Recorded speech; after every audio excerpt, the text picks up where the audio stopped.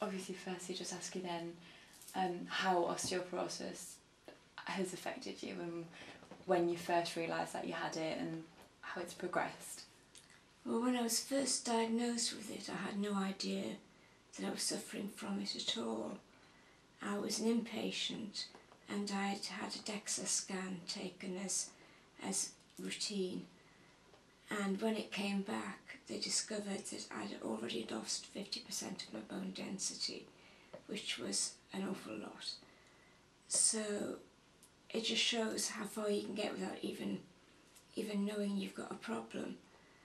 The very most I could say I suffered from at that time was slight lower back pain, but I was active. You know, I would do lots of exercise, and it wasn't affecting me at all in my everyday life.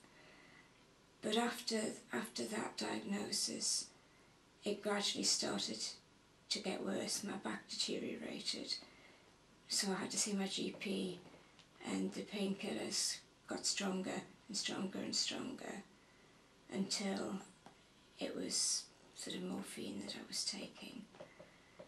And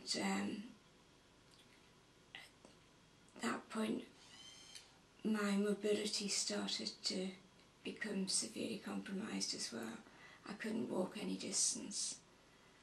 It got from being able to walk to the end of the street or around one shop to just being able to put around the house, which is the situation I'm in now. And since 2001, which was my last inpatient admission, I've been in a wheelchair because of the pain and the weakness of my bones and the danger of damage to them.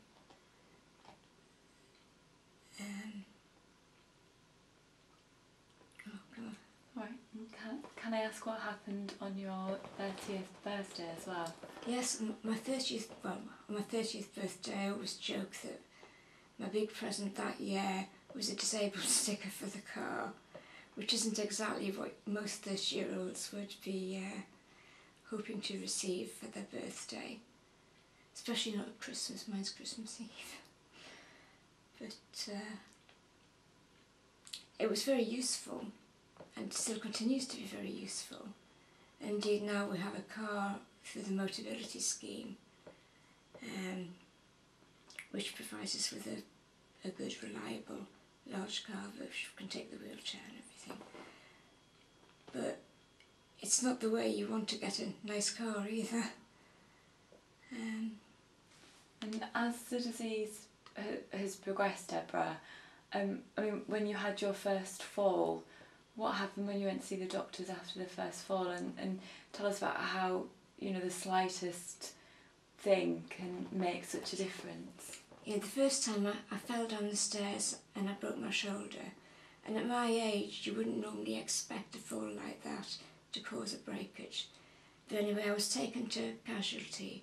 And when I went in to see the doctor, he looked at my x-ray and he was looking down at his desk. And when he finally looked up to see me, he sort of was physically taken aback. Because from my x-ray, he expected to see a sort of 90-year-old woman. My bones were that sort of transparent on the x-ray plate. And in the early stages of osteoporosis, you can't even tell on a normal x-ray. It needs a DEXA scan. But as it progresses, your bones do become so wispy and fine that they become very pale on x-ray, and as I say, he expected to see a much older person. And indeed my bones, I've been told that my bones are equivalent of someone who would be past 100 probably now.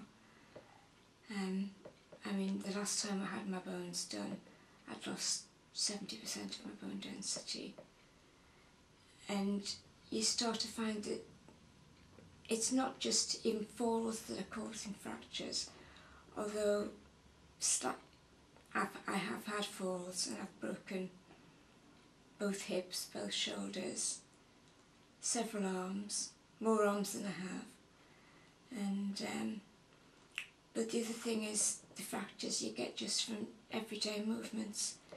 A sneeze can cause broken ribs, or just reaching for something, or picking something heavy up, or bending over, you know, that they cause stresses on your bones that normally would be inconsequential. But in someone with such delicate bones, they can just easily break. And quite often I've had broken ribs, which there's nothing you can do about except put up with the pain and wait for them to heal. But it has just been from such things, just reaching out for something or bending over, picking things up.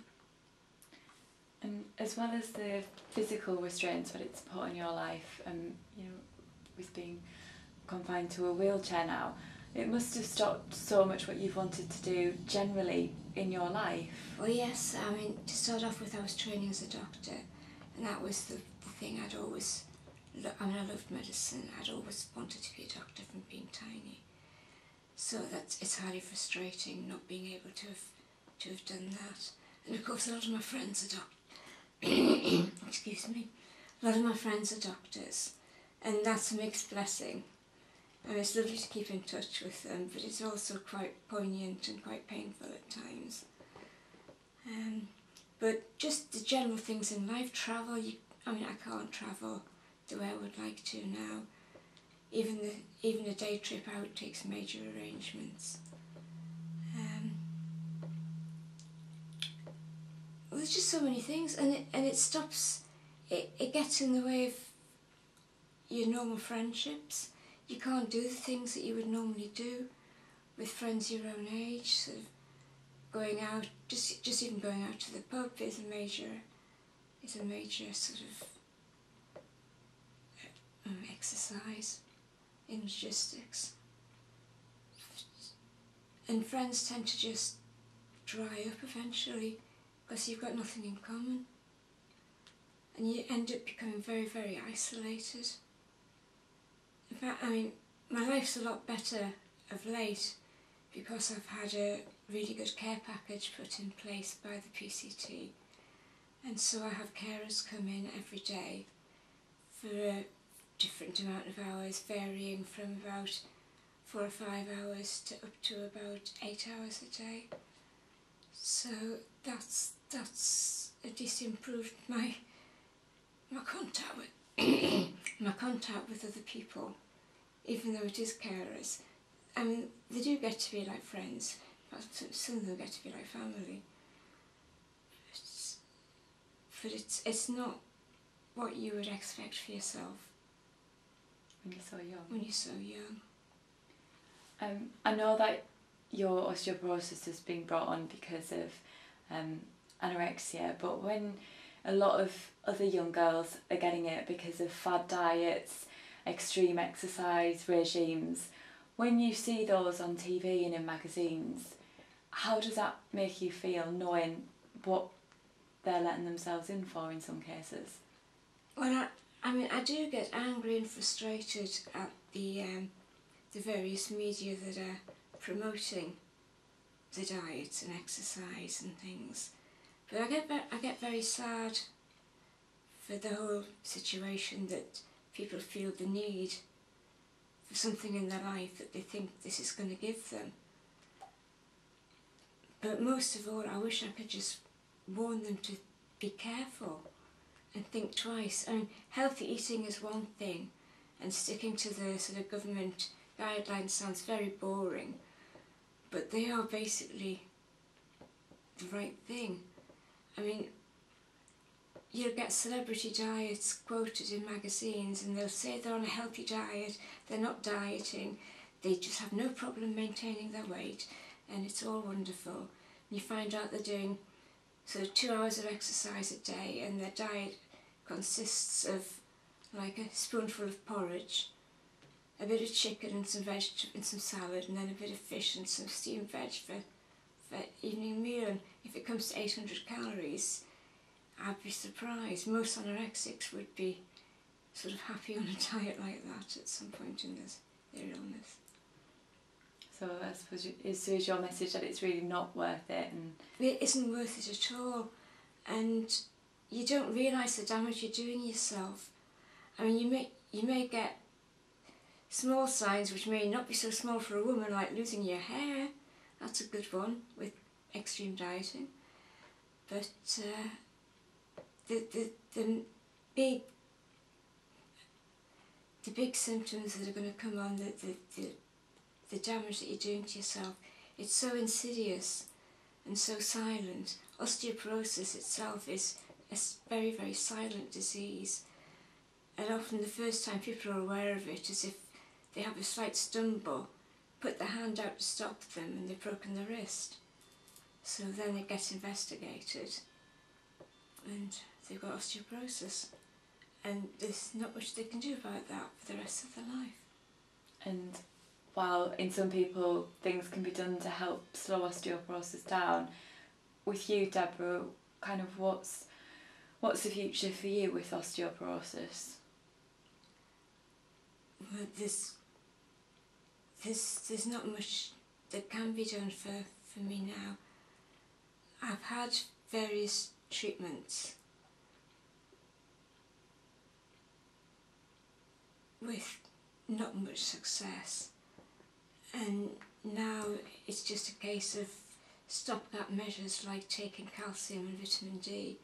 I take a high dose of vitamin D every day that's only available on prescription. But what were you asking me?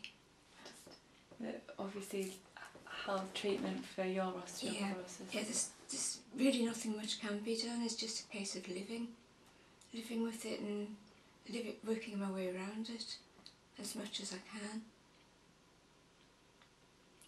Okay, that's good, thank you. Okay, thank you. Are you okay with that?